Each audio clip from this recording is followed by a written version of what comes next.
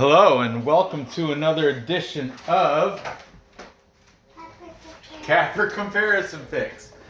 I'm Ranch and today I'll be giving you the Capper Comparison Picks for the main card fights, not all of them, but 3 of the main card fights for UFC Vegas 54. Be sure to check out the videos I did earlier this week where I covered all the prelim fights and the main card opener last night.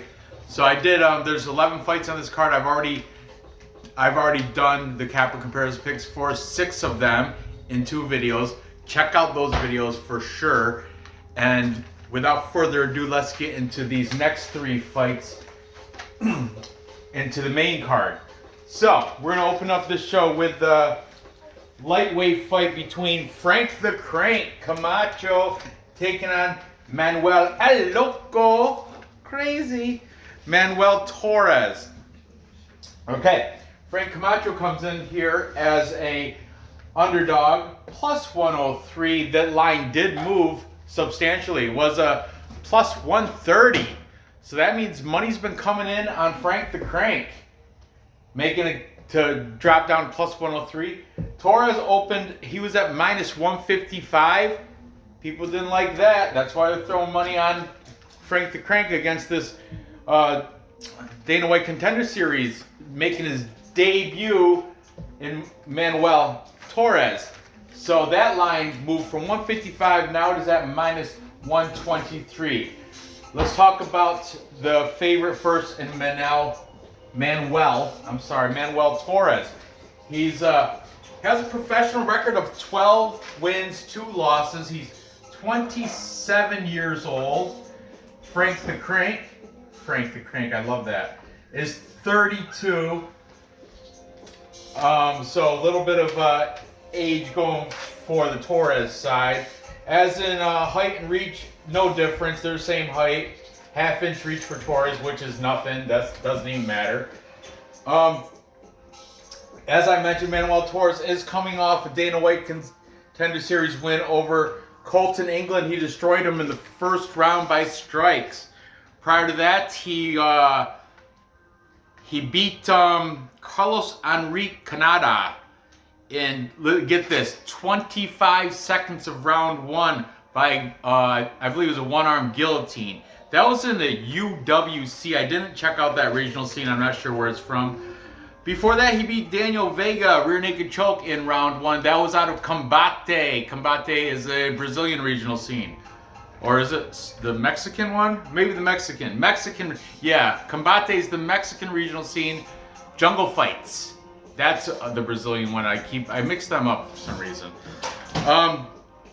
Carlos Calvo, another Mexican regional scene. That was a loss. And that regional scene is so small, the Tapology doesn't even have the method of loss. It just says loss to the guy named Carlos Calvo. It's got a double last name, Calvo. Interesting. And before that, he had a win over Luis Pedro Cervantes. How? I don't know. It's just a win. Another regional scene. Listen to this, what the regional scene there is called. Club Hardcore Fighter. Yeah, so Manuel Torres, he's worked his way to a 12-2 professional record in a couple of shady regional scenes. He trains out of Delincuentes MMA, that is in Mexico. I didn't recognize anybody out of the facility on Tapology. I don't even think it was clickable. I don't think you could even open it up. But he's taking on Frank the Crank Camacho. Frank the Crank is coming off a nice loss to Guitar Hero Justin James. Took him out with class in 41 seconds of round 1. You cannot let the Guitar Hero Justin James. I love the Guitar Hero, but he's not the greatest fighter. But I do like Justin James. But anyway, he took out Frank Camacho in 41 seconds of round 1, and I'm glad he did because I remember putting money on Justin James for that fight. Before that, he lost to Beneil Dariush. Not a bad loss. Beneil Dariush is But once again, round 1, rear naked choke. Before that, he has a win against Nick Hine. Punches, round 2. And before that, he took a loss to Jeff Hands of Steel Neal. Head kick, round 2. And prior to that, he lost a unanimous decision to Drew Dober. So Frank Camacho has been fought some like known names. What's up, buddy? You alright? What? Hang it back up. Why? Do you get sauce on it? Yeah. Throw it in the hamper then. Frank the Crank Camacho. Tapology says he's out of Trench Tech. Incorrect. Trench Tech. He is out of Northern Mariana Islands, and that is a U.S. Commonwealth over Saipan, over next to Guam. You like that throat singing, Nora? I think that's the Who, the H-U. I'm not sure, but it's on the Japanese mix, so whatever. Anyway, you know where Frank Camacho has been really fighting out of, or he's been training out of? Team Oyama with Louis Smoka. I saw pictures on Instagram with Louis Smoka. Grows hair out too, actually. And Frank the Crank Camacho. So you got that. I mean, I suppose it's better than training with nobody I know out of the Mariana Islands, Northern Mariana Islands, Trench Tech, Guam, whatever, I don't know, over the Pacific Ocean, we got that. But so I think he went over to, he's at Oyama, Team Oyama, training with Louis Smoka. So I guess you got that going for him, or against him, depending on what you want to think about Louis Smoka, but we'll talk about him later. Okay, so Frank Camacho coming in with 1-4 in his last 5, but he's going against an unproven Dana White Contender Series guy that is 4-1 reverse. But as I mentioned, some of those wins and losses are to people out of really low-level Mexican regional scenes. So I don't know. I don't know how to take that. Like, they don't even, such a low-level Mexican region. The one where he took a loss to Carlos Calvo. It just says loss, and the promotion is just called Mexican Regional. So who knows, man? Who knows about this guy Torres? But he does come off a great win in Dana White's Contender Series against Carlton, England, strikes round 1. So you got to give him that. Props to him there. This is going to be an interesting fight. Very hard to predict here, too. That's why the line has been gone. The money's been coming in on Camacho. Remember I said he was opened up plus 130. But the sharps are like, Camacho has, he's faced some good talent. I know he's been finished by some good talent, too. Look at, well, he went to the unanimous decision with Drew Dober, but since then, Jeff Neal, round 2 head kick. Benil Dariush, round 1 rear naked choke. And Justin James, 41 seconds of round 1 with hooks. So, yeah. Let's see what the cappers have to say. When in doubt, go with the cappers, okay? So we'll start with the favorites. Take in Manuel El Loco Torres. We've got the MMA fortune teller. He's on the side of Torres. We've got UFC gambling addicts, Leighton. Leighton, I'm kind of disappointed, dude. Last week, you put a thing in your comments, say pick 4 straight bets. I picked 4, posted them, and he says, and if you win them all, I'll mention your name in the video. I won them all. He didn't even mention my name. I still think Leighton is the shiznit. I still think his predictions and breakdowns are top shelf, but Lay, you didn't give me any props as you said you would. Just saying, kind of, it bugged me. It got me right here. Not really, I don't care. Then we've got the perfect parlay pursuit Triple P certified this one. Luke, Dan, certified. Luke, Dan, and Alex all in agreement that Manuel Torres should get the win here. Then we got it's your boy eBay's fight predictions. eBay is also saying KO for Torres round 1. Man, pooping right on Camacho, pooping on the crank. I'm Frank the Crank. And finally, we got Nora's favorite handicapper, Vlad, the Bulgarian cowboy from UFC Celebrities and Classics, UFC C and C. This is one of those, his original bet is the fight does not see round 3, does not start round 3, and if I have to pick a side, I lean Manuel Torres. So that's the way he's going to go. That's what I wrote down. So this is a full capper consensus. There you go, Nora. Center yourself. Center yourself through the dance. Tell them The what full capper consensus is when all the handicappers pick one side of the whiteboard. That's right. And in this close fight, all the handicappers are taking, there you go, throw some good luck pearls to the betters. There's some good luck pearls to you guys, especially if you're taking Frank the Crank. He needs the good luck. But all the handicappers here are on the side of the unproven Dana White Contender Series guy making his UFC debut in Manuel Torres. I think they're pretty much they're fading Camacho's They're fading Camacho because of his poor performance in his last 5 fights. He does have 1 win in there, but it's not. And he won by TKO punches round 2 against Nick Hine, but I don't know where Nick Hine is. Where are they now? Not in the UFC, I don't believe.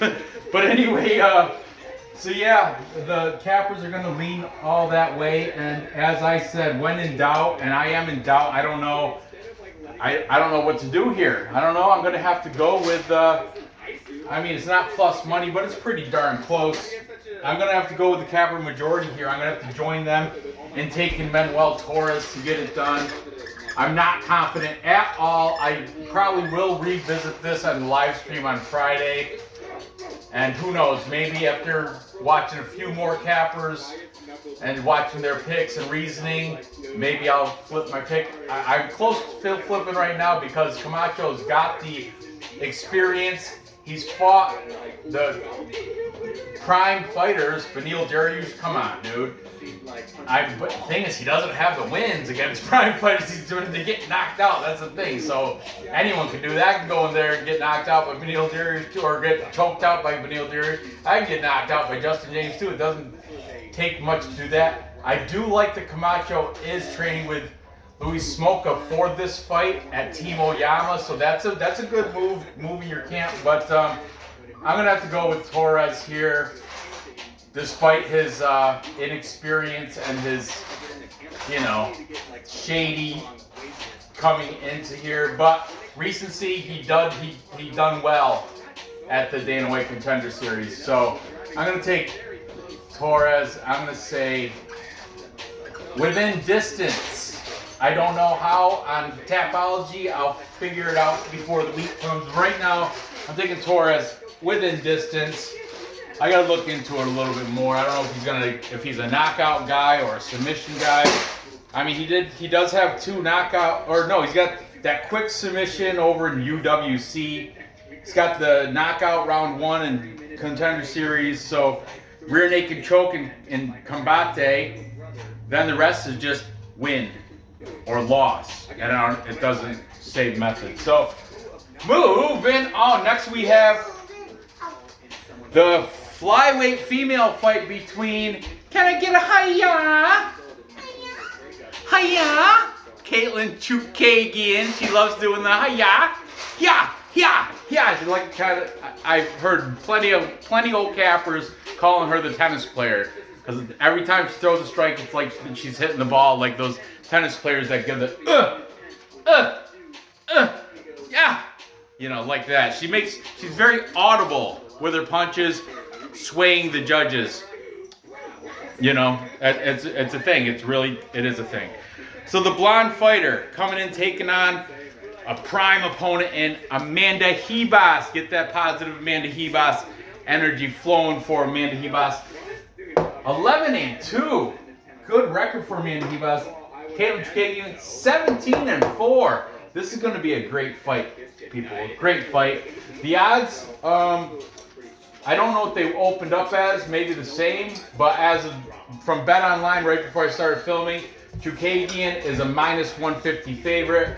Amanda Ribas plus money at plus 125 coming into this flyweight showdown. Let's talk about the favorite first in Katlyn Chookagian.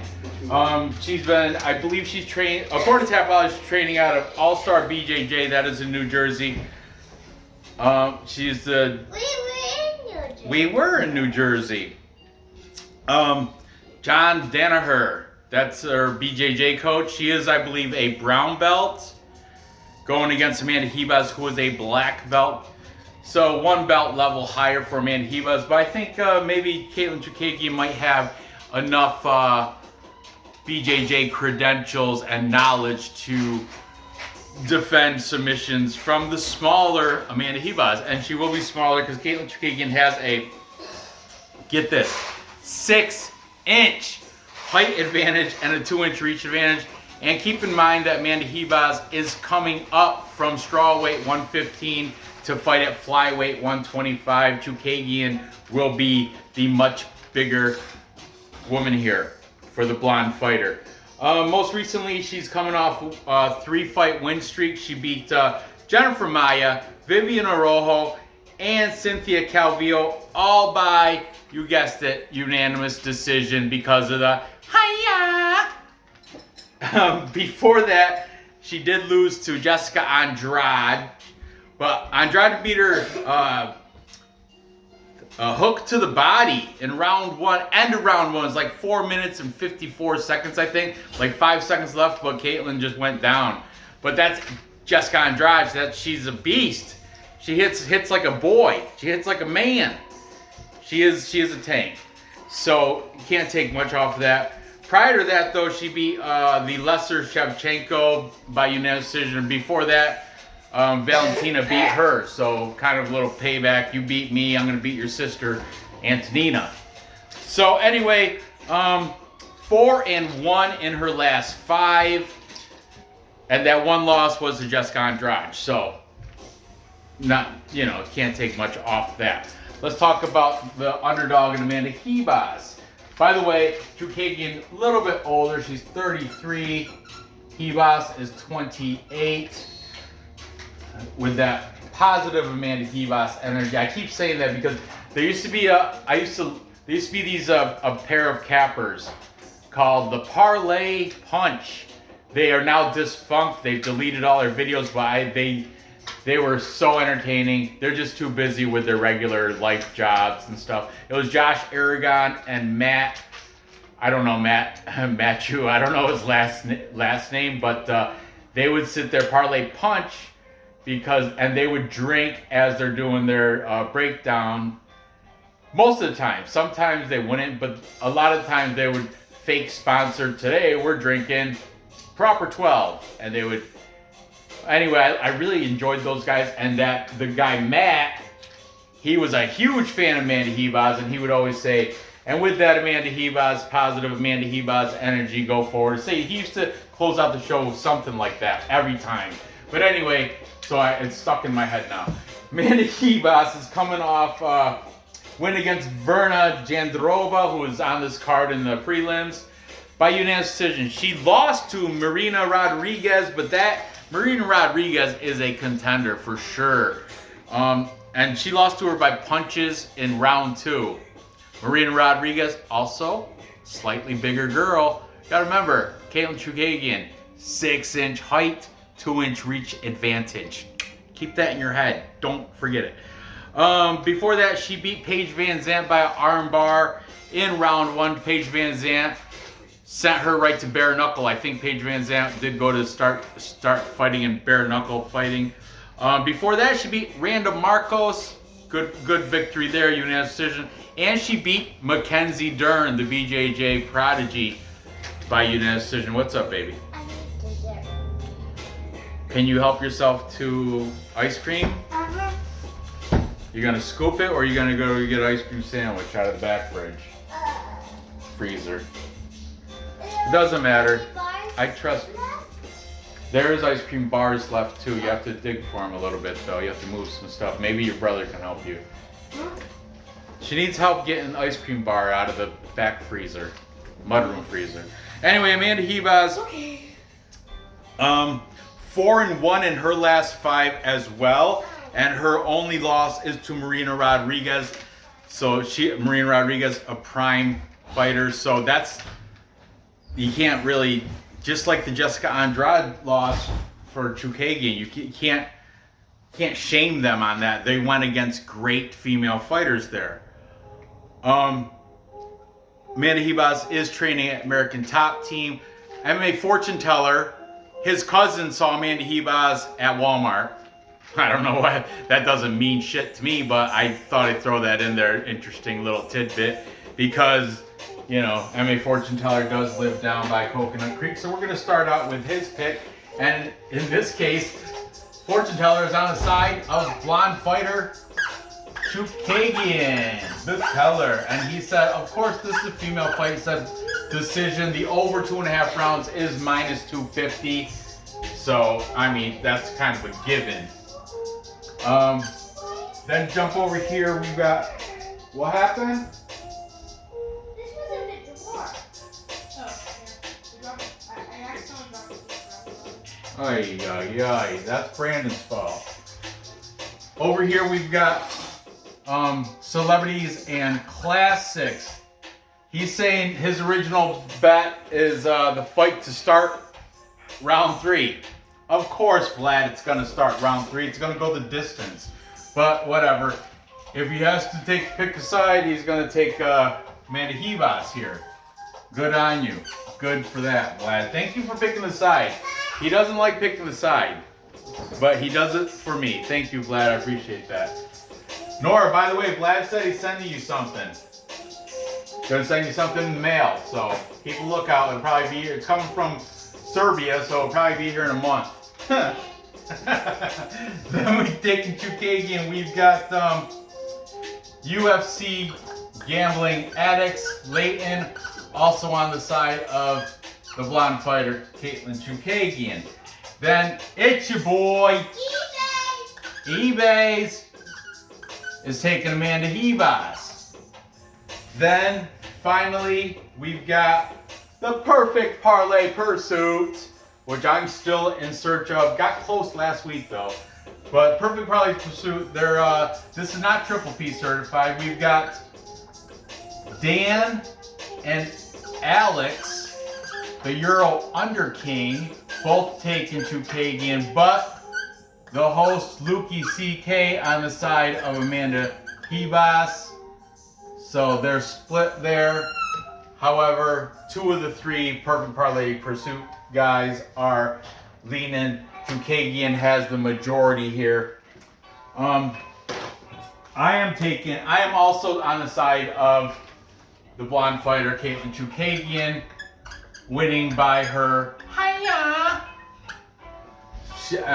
For real though, she's got this. She's gonna use that height advantage, the reach advantage. She's gonna be the bigger girl. Amanda Ribas coming up from strawweight to 125 and already got the half a foot deficit in height. And Chookagian she's a brown belt, virgin on a black belt, so I think she can hold her own if it does go to the ground, and that's where I would see Amanda Ribas having a little slight advantage, but I think Chookagian can defend anything that she brings to her. She's going to outstrike her, and even if she doesn't outstrike her, she's going to make the judges think she does by her vocal strikes, by saying, yeah, every time she throws a punch. So, yeah, Chookagian, by decision. She is definitely a decisionator. I don't know if she's ever finished anybody in the past. Who knows? Maybe back in her early years or something, but I'm gonna take Katlyn to get it done by decision. So, moving on. What did you get? Ice cream cake? Look at you. That was a big sloppy piece too. Big hankering piece. So, whatever.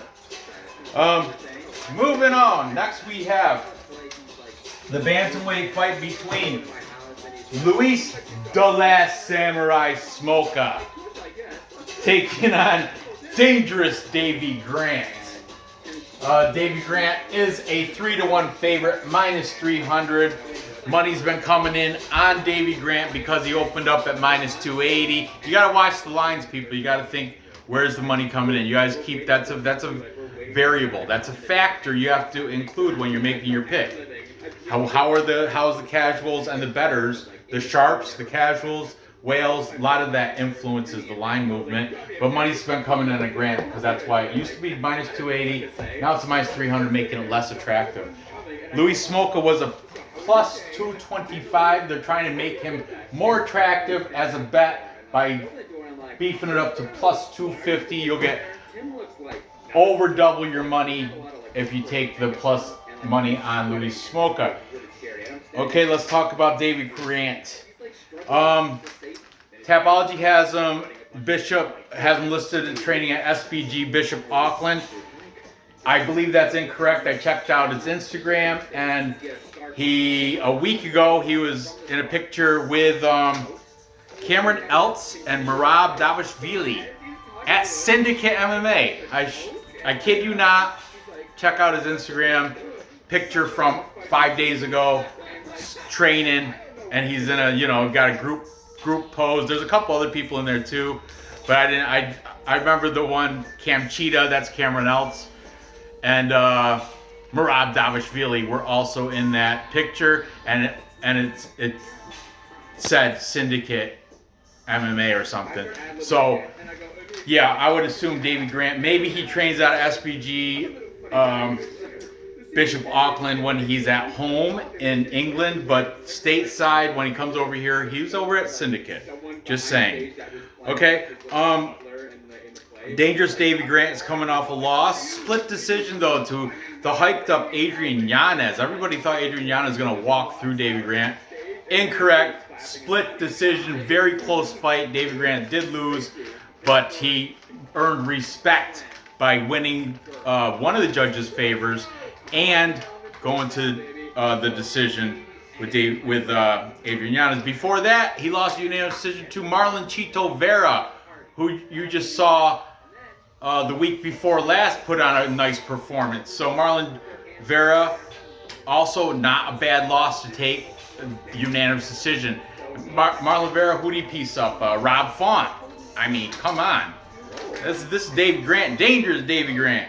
Before that, he beat Jonathan Martinez, KO'd him in round 2. So Jonathan the Dragon Martinez, I was high on him. I actually picked him against Davey Grant. Wrong. I was wrong in that pick, and I regret it. I did pick him against Martin Day, where we finished Martin Day with a left hook in round 3. Very good. And before that, he had a split decision win over Grigory Popov. So, he's taking on the Last Samurai, Luis Smolka. And as I mentioned earlier, Luis Smolka is out of Team Oyama, and he's got pictures on his Instagram posing with Frank the Crank Camacho. And don't look at his Tapology picture because now he's got a full head of hair. It's kind of like a weird, he's Hawaiian. He was wearing a BJ Penn for Governor shirt, and he has it's like a weird kind of a Hawaiian fro. It's weird, but Smoka, interesting dude.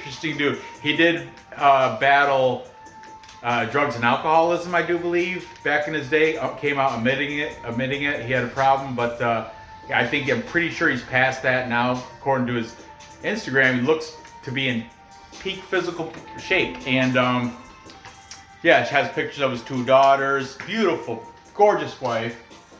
Anyway, Luis Smoka, he's coming off loss to Vince Morales, overhand right, round 1. Not a good loss. He did beat Jose Alberto Quinones, ground and pound, round 2. Good win. He lost to Casey Kenny before that by guillotine, round 1. He beat Ryan McDonald by hooks, round 1. And he lost to Matt Danger Schnell. Matt Danger Schnell, dangerous Davey Grant. I'm just saying, danger is in their names. And Matt Schnell beat him by a triangle choke in round 1. Louis Smoka does have a 1-inch height advantage. These guys have the same reach. Louis Smoka, actually, the younger fighter, 30 years old. Dangerous Davey Grant is 36. I don't know how much you want to put into bantamweight age, but that is where you have to start considering the age as a factor, because that is that's less than lightweight. Therefore, that is a factor. Age comes into play, and Davey Grant on the wrong side of 35. Consider that. But let's see what the cappers have to say in this wide line fight. I think the line is too wide, to be honest with you. Davey Grant is dangerous and he is good, but minus 300. I mean, it was pushed that way though from all the betting. The bettors have been loving Davey Grant. So let's see what the cappers have to say. Starting with the 3-1 favorite in Davey Grant, we've got Triple P certified Davey Grant on this one. All the boys on the side of dangerous Davey Grant.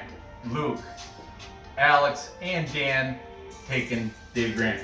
Then we've got Leighton, UFC gambling addicts, Lay taking Davey Grant. We got the MMA fortune teller. You guys kind of see where this is going, right? Taking Davey Grant. We got Itchy Boy, eBay's. He thinks Davey Grant's going to get TKO round 2. Just pooping on Smoka. Just pooping straight on him. And finally, we've got UFC Celebrities and Classics. Nor's favorite handicapper, Vlad, the Bulgarian Cowboy, picking Louis Smoka. For real. His original bet is fight to start round 3. However, Rand says I must pick a side. I suppose I pick Smoka. I lean Smoka. Check it out. Links are in the description.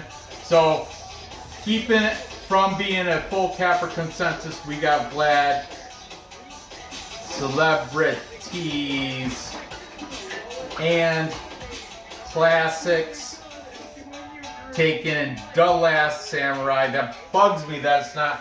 Why's it got to be the Last Samurai? Can it be The Last Samurai? You got a speech impediment, Louis Smoka? I know you don't. I've heard you talk. You're fine, but The Last Samurai, Louis Smoka. So, in this fight, I am going to pick Davey Grant on Tapology, and I'm going to pick him most likely by TKO, I think. I mean, Smoka has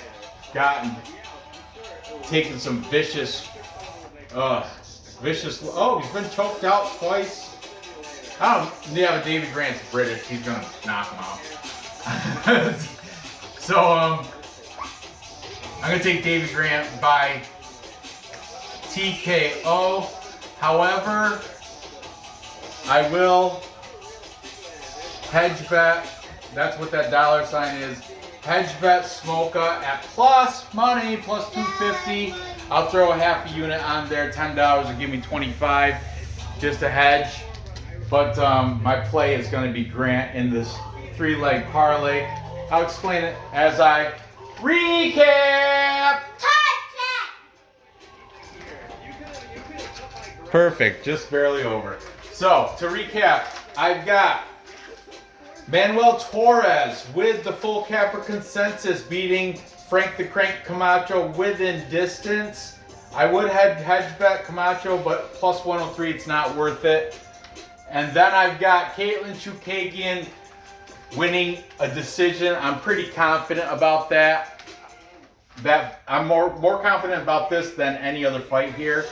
I'm taking Chookagian to be that positive Amanda Ribas energy by decision, by a hiya. Can I get a hiya? Hiya. I got Chookagian winning by a hiya. And finally, I'm taking Grant by TKO. However, I am going to put a hedge on Smoka, $10 to get 25, but he's not going to be in any parlays. The only parlay I'm putting Grant is this one where I got Torres, Chookagian, and Grant. Parlay those three. It'll come out all full. Should be a full green sheet come next week. Cash that. So, gather the info. Place those bets and cash those tickets. That's right. Thanks for watching. Give me that thumbs up. Fill the comments with who you think is going to win these fights. And good luck on your bets. And I'll see you guys tomorrow where I cover the main and co-main event. And Friday, like I said earlier, Friday I have a after work dinner date. I'm going to stray from work to the Jade Bistro where I do a date twice a year with some old friends, and so I don't know the state I'm going to be when I get home, but I am going to, because my work ethic is strong for my YouTube channel, I am going to try to come on late night when I arrive back home on Friday night for the live stream. I can't guarantee it, but I'm going to try to do that, okay? So, thanks for watching. Good luck on your bets. I'll see you next time.